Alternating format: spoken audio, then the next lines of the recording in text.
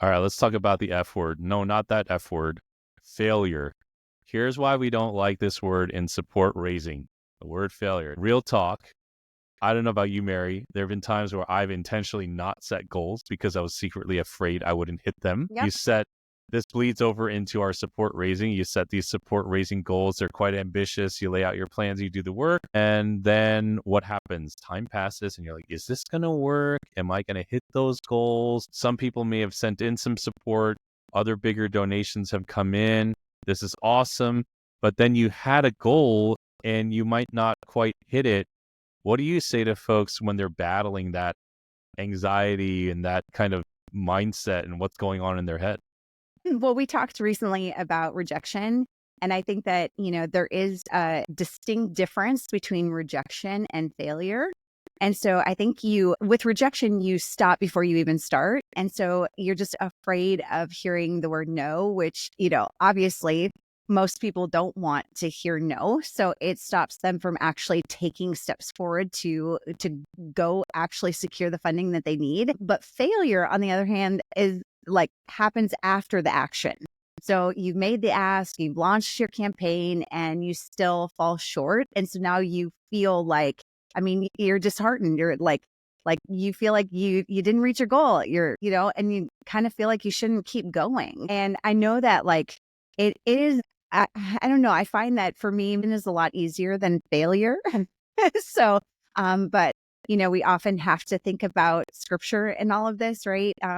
Peter, when he was sent out, walking on water, right? Matthew 14:22 and 23, he stepped out of the boat and he was absolutely afraid. He steps out, he's like, is this working? And then he's just starting to sink, And I think that rejection part, we carry a lot of that rejection from our past. Whatever your life history is, you start to come up with all these narratives in your mind about why something isn't going to work and why I shouldn't even try. So that's one thing. Then you muster up enough courage to get things started, to make those asks, to communicate with your donor base, to put yourself out there. We just want to encourage you to keep going. Failure, get rid of that word. I love this mindset where it's like you either win or you learn. There's no failure. There's no rejection. If you want to use an F word, replace it with faithfulness instead, right? Just keep going, keep pressing forward, keep learning, keep adapting. Trust that your efforts aren't in vain. You never know when a seed, a relationship, an opportunity is going to come back around. What you can control is how you keep showing up and how you pray and how you meditate on the word and how you just allow God to lead you. That's the part that you can control. Keep setting those goals, keep writing to your supporters, keep learning and leveling up your skills. If you haven't yet already, just grab a copy of our book, Fully Funded. Grab all the resources and templates for free at fullyfundedbook.com. You don't even need to purchase the book. We have templates that you can tweak and take to email and send out to your supporters. Just keep showing up. Stay faithful in stewarding the call of God on your life. Mary, we've seen some folks who have been on the mission field for years and years and years. And after finally taking the right action, they've achieved these incredible breakthroughs. Can you share a story or two about some of the people that we've met over the years? Yeah, Yeah. we do a bigger push towards the end of the year because, December is such a heavy giving month. So I feel like we're coming off of a ton of successes. And one of our students actually had put out an ask for a $12,000 project that they said it would have taken all of 2025 to actually do if they hadn't just asked for it. And I think that this fear of, a failure or this rejection, this idea would have stopped them before. But because you and I were like, trust us, if you don't ask, you're going to miss 100% of all of those donations. So it is so important to actually just put the ask out there and just release it.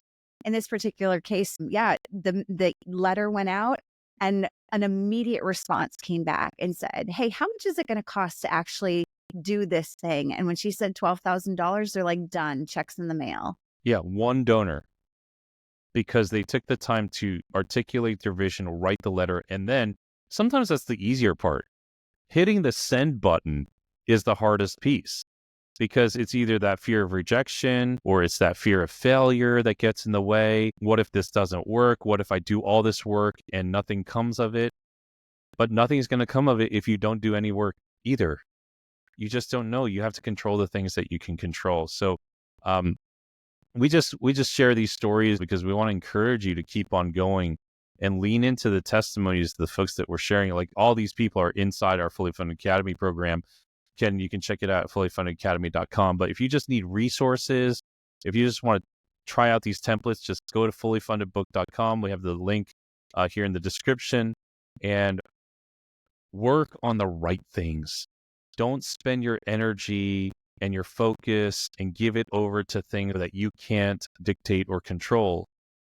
What you can control is the action you take today. What you can control is if that email goes out. You can control if you reach out and respond to that person. That's where the real traction is. That's where the growth is. And again, Mara, like you said, it's so much easier when you do it with other people. That's why the community. But wherever you are, just get around people that are going to spur you to action. And if you have a testimony, write to us, Mary at fullyfundedacademy.com, Mike at fullyfundedacademy.com. We'd love to hear from you. Yes. All right. Go take some action. And by the way, Mike and I are praying for you. Okay. So you got us on your side. And we're looking forward to hearing from you whenever you're ready to reach out.